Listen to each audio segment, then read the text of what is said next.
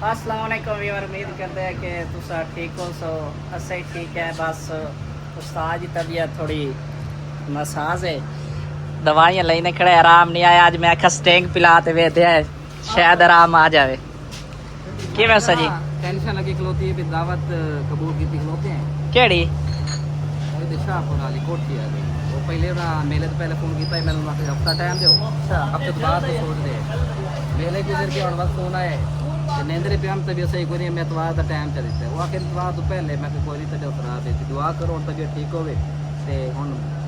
वादा कर खलो तो पहुंचना जरूर है भी दवाई लवनी पमसी नहीं चल चलते आदे ओनू ते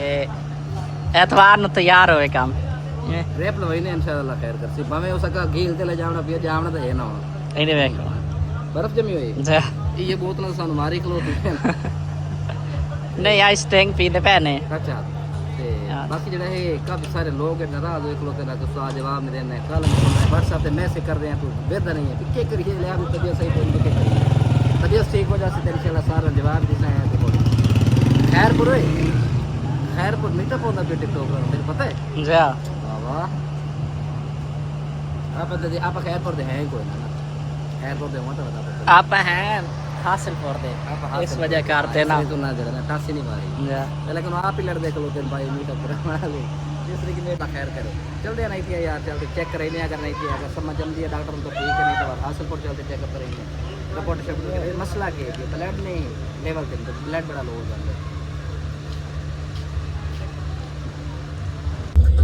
हाँ तो पहुँचे हैं नहीं थी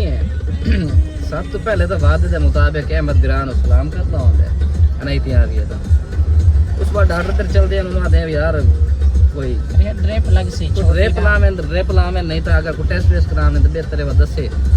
टेस्ट कराविए ताकि पता लगे दे माशाल्लाह छोटा जी शहर है लेकिन ठीक है माशाल्लाह प्यारे है जिंदगी ये चीज हाँ वो आसानी शहर तो नहीं कह रहे कस्बा टाइप ही आ सकते हैं कस्बे है भी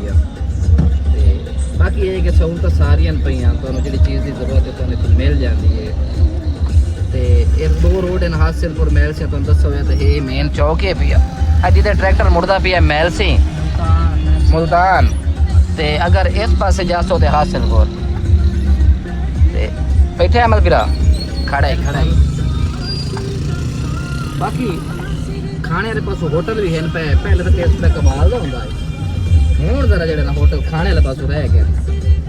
ते खाना खावना सजा भी था कैंपुर या हासिलपुर ते बाकी जरा ना दवाई शवाई रवनी कोई छोटा मोटा ये अहमद बिरा खलोता है। अहमद बिरा तबीयत ठीक है आने पाए सलाम किया हो ना काले तो कुछ चाह पीती आई आज जरा ना आज ऐसा पिलाई इस दुकान इतने मार्केट के मेरी दुकान रह गई मोबाइल वाली यूट्यूब तो आम तो पहले दुकान होती है मोबाइल रिपेयरिंग जदों दे इस काम में बड़े हैं आप देखी ये हर बना चट कर बैठे हैं बिस्मिल्लाह मौलवी साहब ना ठीक बैठे हैं हूँ तेरी गल नहीं सुननी गंदे काम सानू आदमी सपोर्ट करो साढ़े को गंदे कामों की सपोर्ट नहीं आती है जी बाजार है अगर यो सीधी जा सो ते तुसा जा चढ़सो नहर ते अनैतियां दा थाना ते मदीने चौक ते मौजन पीर दा दरबार ही इसे पासे जावना पौंदा है। चलो खैर डॉक्टर पहुंचते हैं दवाई शवाई ले लवीए मुड़ गप करते हैं थोड़े नाल।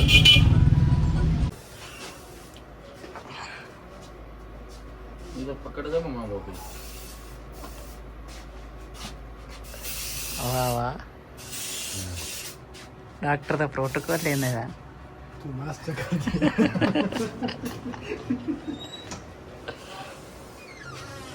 पहुँचे हैं यार मेडिकल स्टोर थे सब तो पहले टेम्परेचर वगैरह चेक करते हैं क्योंकि इंजेक्शन वगैरह लग जाता है टेम्परेचर नॉर्मल है या क्या ना अगर हाई टेम्परेचर हो तो आप इंजेक्शन वगैरह नहीं ले देना डॉक्टर वो पता करते हैं ड्रिप वगैरह ये भी ये मामलात करें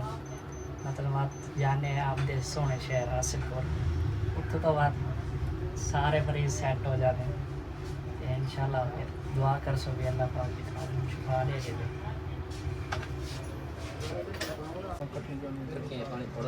हाँ जी शो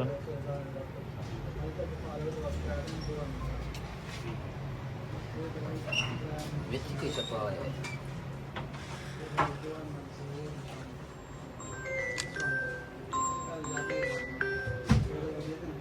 काफी मेहनत बड़ी करता भी है।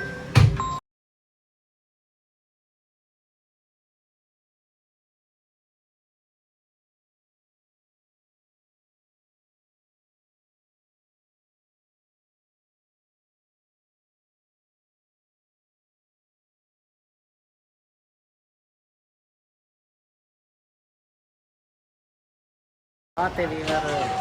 ਸ਼ਾਮ ਹੋ ਗਈ ਤਕਰੀਬਨ ਮਗਰਿਬ ਦੀ ਅਜ਼ਾਨਾਂ ਮਿਲਦੀਆਂ ਪਈਆਂ ਤੇ ਡ੍ਰਿਪ ਲੱਗੀ ਹੋਈ ਹੈ ਉਸਤਾਦ ਨੂੰ ਟਾਈਮ ਕਾਫੀ ਸਾਰਾ ਹੋ ਗਿਆ ਹੈ ਸੁਣਾਓ ਸਰੀ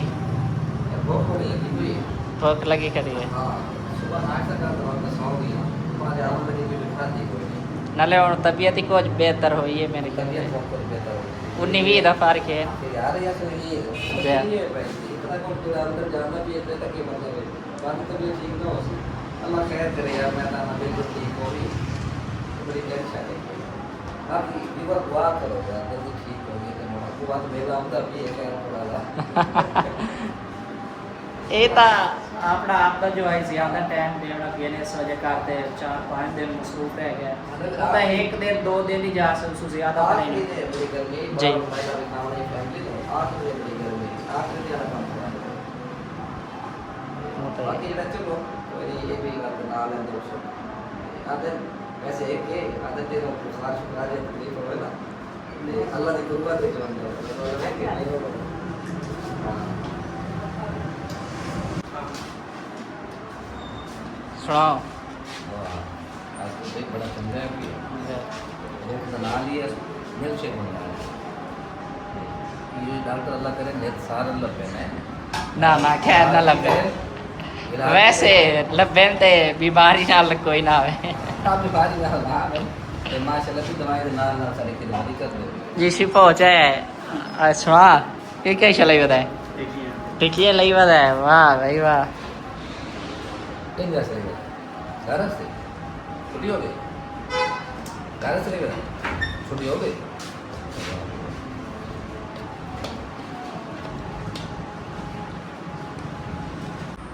हाँ तो भाई दवाई वगैरह है नहीं से स्ट्रिप खत्म हो गई दवाई दी थी ਤੇ ਉਸਤਾਦ और उठी ने पैन कैसे कैसे रख दो एहतियात अस्सी ने कोई ना एहतियात पूछ लेना मैं हां वही ए लो ए पकड़ो गप शप लाओ हाँ ये ना होवे ना मोरो बड़ी चीज मना कर दे मैं तापा दबी खलोते हैं हालांकि बुखार है चावल मना कर दे हैं ये ना ते मैं इसको दवाई ले गया तो करे चावल पत्ते पे सवेरे नाश्ते चावल दोपहर बाद चावल ते और दे तू सुना ठीक है दवाई केड़ी है वो तो देरी खाना चाहिए दवाई शाबर बाहर देते ने पहले ढेर सारी है चलो खैर दवाई पहुँच एहतियात पहुँच समझे की चीज़ खानी है पीनी है दवाई के नाल ते निकलते हैं रात हो गई आए हैं तो असर आई हों तो माशाल्लाह इशा हो बना ली काफ़ी टाइम लग गई है मुख्तसर भी लोग आई तो घर पहुँचते मुड़े इंशाल्लाह रेस्ट कर दे इंशाल्लाह मिलसो अगले भी लोग वो तक शाम देखो इजाज़त तो बंदा पूछ आ गया हाँ गर्मी ज्यादा होई खड़ी है सिगरेट ते चाह हाँ पिज़्ज़ा पकोड़े समोसे चाह ते सिगरेट ये तो बिल्कुल छोड़ दे ये जीरा के बराबर रखे अच्छा। यानी कम से कम 3 से 4 दफा खावे अच्छा आधा घंटा आधा घंटा और कुछ ही कहना सुबह काम सिगरेट ही छोड़ें चाह चाय ही छोड़ें पिज़्ज़े पकौड़े समोसे ही छोड़ें पीछे रह किसी की काम बना ली चलो ठीक है लेकिन उसका काम हो रहा है सारी चीज़ें करनी पड़ती हैं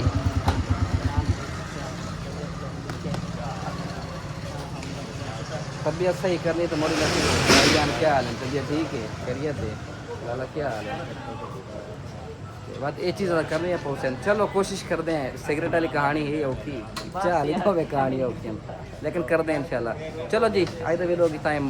बस मिलसो अगले भी लोग अल्लाह हाफिज़ पाकिस्तान जिंदाबाद